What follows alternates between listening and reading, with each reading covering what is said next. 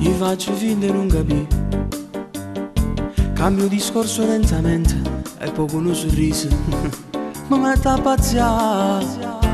E se si chiedono di me, tu dici che è stato uno sbaglio, che non c'è stato mai amore, solo delusione c'è stata tra noi. Ma poi ci basta una telefonata, l'appuntamento era dall'improvviso, e dopo sembra normale tornare a fare amore, uscire con te, con te, con te, con te, con te, con te. Siamo due cose che si vogliono e in 2000 avversità si cercano, ma poi dall'improvviso poi si scordano e per 2-4 mesi non si cercano.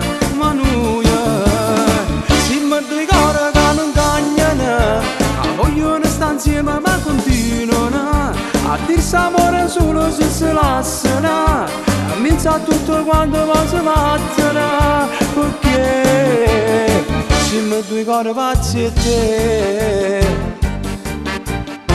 Quando mi parlano di te rispondo è bella ma è cattiva. Tu invece tagli il discorso dicendo che sono uno stronzo per te. Ma poi ti faccio una telefonata e già sei pronta, sei tutta truccata, e sembra quasi normale tornare a fare amore, uscire con me, con me, con me, con me, con me, con me. Siamo due cose che si vogliono e in 2000 avversità si cercano, ma poi dall'improvviso poi si scordano e per 3-4 mesi non si cercano, perché siamo due cose che non cagnano, che vogliono stare insieme ma continuano a dirsi amore solo se si lasciano e pensare tutto quando poi si vattano, perché, perché, perché, perché, perché siamo due cose pazzi e te.